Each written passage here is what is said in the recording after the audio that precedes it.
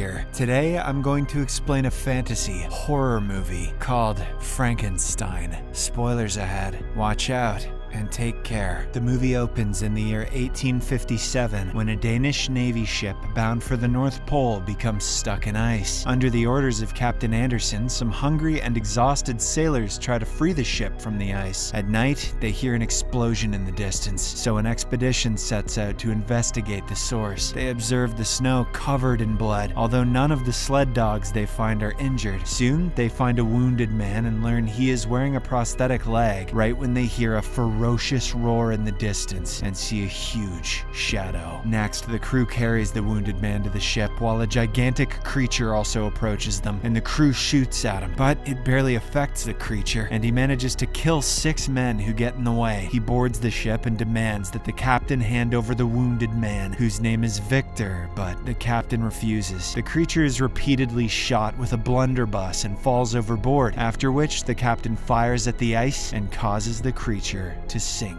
Later, Captain Anderson introduces himself to Victor and asks about the creature, who has killed a lot of his men, but assures him that he is dead. A shaken Victor says that the creature is not dead and will soon return and kill many more men if they do not hand him over. A stunned captain asks who the hell created such a monster, and here, Victor shockingly admits that it was he. He then reveals his name is Victor Frankenstein and proceeds to tell his story. It all started when I got my first babysitter. The scene then cuts to a flashback of Victor's childhood, where we see how his father is a baron and an eminent surgeon who married Victor's mother mostly for convenience because of her considerable dowry and noble lineage. It turns out the father is almost absent from their lives, so most of the time Victor spends time with his mother, whom he loves more than anything. The father seems to despise them both, and he often gives medical lessons to Victor to make him a doctor like himself. If the boy cannot answer properly, the father proceeds to brutally beat him as punishment. One day, while the father is about to leave, the mother, who is pregnant, goes into labor, so Victor begs his father for help. The man rushes to process the delivery, and the mother gives birth to a healthy boy, but unfortunately, she dies in the process. This leaves Victor devastated, as his mother was all he had in the world, and he struggles to cope with the grief. To make matters worse, the father seems to love the new child, William, and raises him with love and affection. Meanwhile, Victor is so affected by his mother's death that he decides he will defeat death one day and become much more knowledgeable than his father. Sometime later, the Frankenstein family experiences a downfall where they lose most of their assets, except for only an estate. Victor's father also soon passes away, after which William is sent to Vienna, while Victor heads to London and then to Edinburgh, where he tries to expand the narrow confines of the academic world. The scene then cuts to 1855, where Victor stands before the disciplinary court of the Royal College of Medicine. He says that while humans cannot control birth, they may one day be able to control death. He shows the body of a shopkeeper who had been given to him shortly after death. The brain is exposed but still functional, including the spinal cord and vagus nerves. He has attached the arm of a carpenter with muscles, ligaments, and nerves connected. He then applies an electric current to each side, causing sudden spasms and movement, and the corpse even seems to groan. Oh, yeah, Victor. However, the disciplinary committee states that this is a circus act and they consider it an abomination, believing that it is God who gives life and takes it away. Victor is expelled from the academy. However, a man who has been observing all of this approaches him afterward. He introduces himself as Heinrich Harlander and reveals that his niece Elizabeth is getting married to Victor's brother William. Harlander asks him if he truly believes he will be able to reconstruct a man and bring a completely new body to life. Victor says yes, after which Harlander explains that in 3 days they will meet with William and Elizabeth, and that day will change his destiny as he will show them something extraordinary. Days later, Victor meets Harlander, who shows him 4 anatomical plates with detailed drawings of nerves, veins, and arteries from dead bodies. He then reveals a 5th plate made of real flesh attached to wood. It comes from a skinned corpse preserved with resin, showing deeper parts of the body, including the area around the heart. Harlander says this could lead to healing, regeneration, and even eternal life. Victor agrees it may be possible. possible. So Harlander offers him unlimited support and resources for his research, but doesn't reveal his motive behind it. Just then, William and Elizabeth arrive, and the brothers are excited to be reunited after a long time. They all sit down for a meal together, but the mood soon turns tense when Elizabeth calls Victor foolish for his bizarre experiment. A few days later, Victor travels with his brother and Harlander to a remote place where there is a tower built as a water filtration plant to irrigate the fields.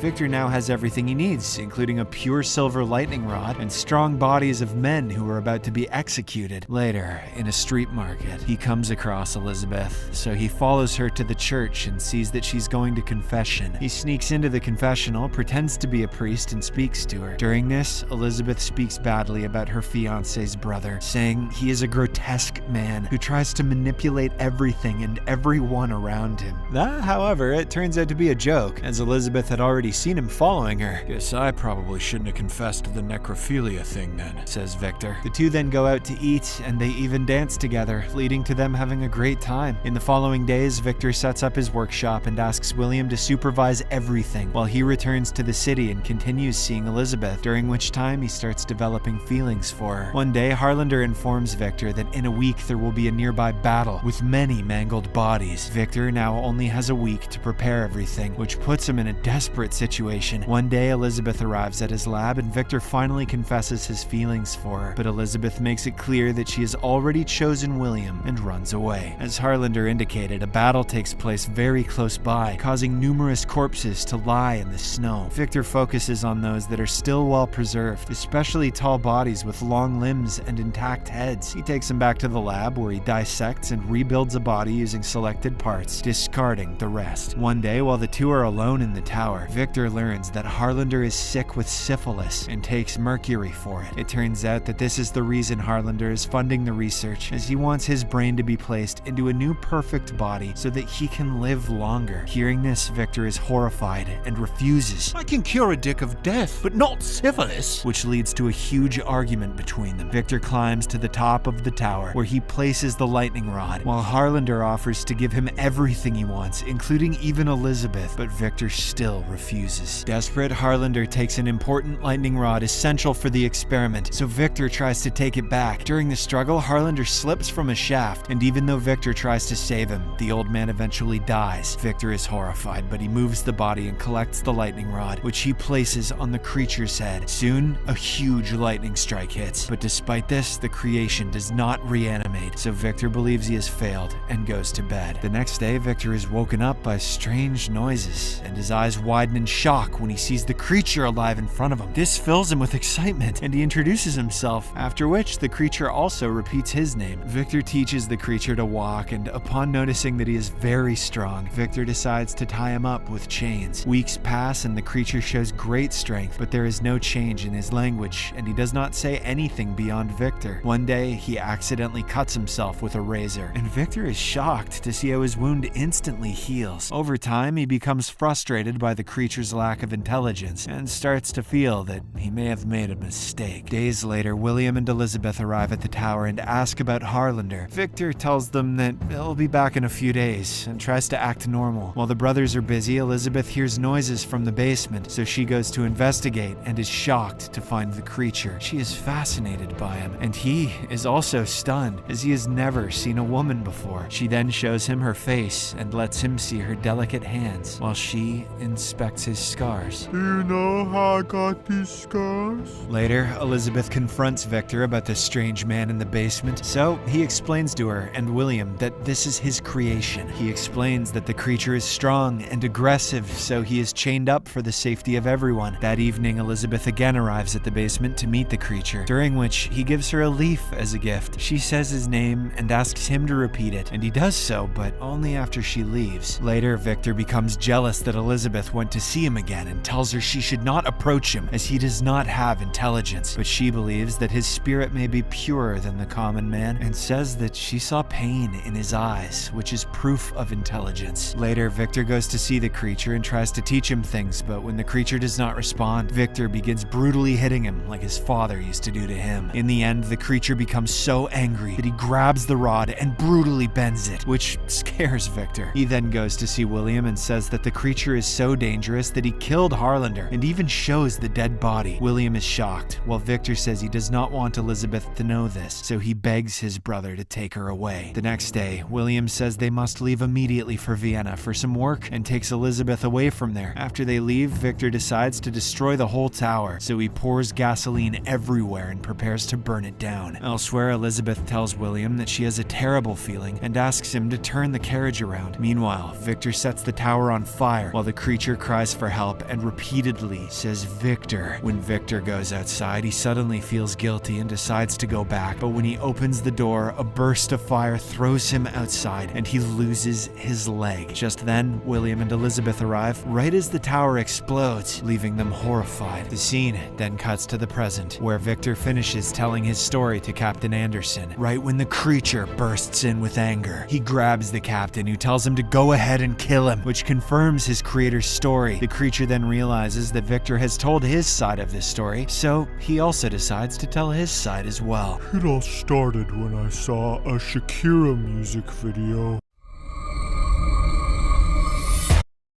Kill him, which confirms his creator's story. The creature then realizes that Victor has told his side of this story, so he also decides to tell his side as well. It all started when I saw a Shakira music video. The scene then cuts to a flashback of the fire, during which the creature shouts Victor's name and begs for help, but to no avail. He manages to pull out the bar to which the chains were attached, after which he leaves and slides down a stream of water. Later, he wakes up on a shore, after which he heads into the woods and wears clothes found on dead people. He encounters some hunters who proceed to shoot him, but the creature is instantly healed by the shots and soon arrives at a nearby farm to hide. There, the creature takes shelter in the mill gears of a farm and watches a family where a blind old man interests him the most. The old man often teaches his granddaughter, which the creature observes, and through this, slowly learns how to speak. He wants to be a part of that family, so he begins helping them by gathering firewood and building a pen for their sheep. The family are amazed by this and thank their unseen benefactor as the spirit of the forest. The creature becomes their invisible guardian, and they even leave him clothes and bread in gratitude. Moments later, the family decides to head to the mountains to hunt wolves and will return only at the end of winter, but the old man refuses to leave and stays behind. After the family leaves, the creature finally appears in front of the old man, who welcomes him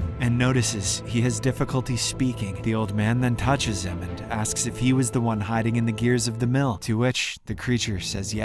From that day on, the old man and the creature start living together, sharing the food, fire, and company. The old man often asks him to read for him, so the creature also grabs a book and gradually learns how to read. Sometime later, the creature returns to the remains of the tower, where he finds fragments of Victor's notebook and realizes that he is not even a real person. He also finds an envelope with Victor's address written on it and a plaque with Elizabeth's image. When the creature returns to the farm, he is shocked to see the house being overrun by several wild wolves, so he rushes inside. The wolves attack him, but he easily manages to fight them off and drive them away. He then approaches the old man, who is badly injured, and during his last moments, the old man tells him he is a good man and a friend. He passes away just as the family returns home and is horrified to see the creature in their house. They begin chasing him and eventually shoot him multiple times, causing the creature to collapse into the snow, but he eventually wakes up days later and notices that his wounds have healed, though he feels more alone than ever, so he decides to visit his creator. The scene then cuts to Victor, who is getting ready for William's wedding and soon arrives at the bridal room. He apologizes to Elizabeth for what happened at the tower, but she angrily slaps him and kicks him out. She then looks at the leaf that the creature gave her and puts it in a book. Elsewhere, Victor notices a huge shadow and calls for the creature to just come out. The creature then appears and says he has come because he cannot live like this forever and needs a companion. However, Victor only mocks him and says it was hard for him to abandon madness, and now it is tempting him again. The creature reminds him that he can neither die nor live, but when Victor shows no compassion, the creature becomes very angry. He throws Victor against a piece of furniture, and the sound is heard by everyone in the hall. Later, Elizabeth arrives in the room and is shocked to see the creature, so she hugs him in excitement. Meanwhile, Victor picks up a gun to shoot the creature, but Elizabeth gets in the way and is hit instead. Just then, William arrives with other men, during which Victor claims the creature attacked her, The men rush to attack the creature, but he easily throws them aside, including William, who suffers a severe blow to his head when he is hit against some furniture. The creature then takes Elizabeth away from there, while Victor notices his brother is gravely wounded and apologizes to him. William then tells Victor that he is the real monster and passes away, leaving Victor devastated. Driven by grief, he grabs a shotgun and sets out to destroy his creation. Elsewhere, the creature brings Elizabeth to a cave where she tells him that she has always longed for something she could not define and that she found it in him. She eventually passes away, and soon Victor also arrives at the cave to find Elizabeth's dead body. The creature then appears and declares that unless Victor kills him, from this day forward, he will be Victor's master. After hurting him and making him bleed, the creature walks away, followed by his creator. From this day on, Victor continues chasing the creature and makes multiple attempts to kill him, but none of them are successful. Months later, they eventually reach the Arctic, where Victor has brought cartridges and dynamite to finish the creature. He sets up a camp at night, during which the creature appears and drags him through the snow, knocking over the lamp that sets the tent on fire. He then stabs Victor and notices that he has brought explosives to finish him, but the creature is not afraid of death, so he himself lights the cartridge and hopes this process will finally kill him. He tells Victor to run away, and as he does, the cartridge also explodes. Despite this, the creature is still alive, and his burned skin begins to regenerate, while Victor is in bad shape right when he is found by the crew members of the ship. The scene returns to the present when the creature tells the captain that the blood outside the tent was his own and that he knows he will bleed and suffer, but it will never end. At this moment, Victor finally repents his actions and takes the creature's hands before apologizing to him. He places his hand on the creature and even calls him son while begging for forgiveness. Despite everything, the creature also feels remorse and finally accepts his apology and calls him father. Moments later, Victor finally succumbs to his wounds while the creature kisses him on the forehead and cries. Upon seeing all this, Captain Anderson is moved. Yar, that was fucked up. So he orders his men to let the creature go. The creature steps off, but before leaving, he pushes the ship with his enormous strength and manages to free it from the ice. This excites everyone, and the captain announces that they are returning home, which is met with applause from the entire crew. The movie then ends with the creature gazing toward the sunset as tears flow from his eyes.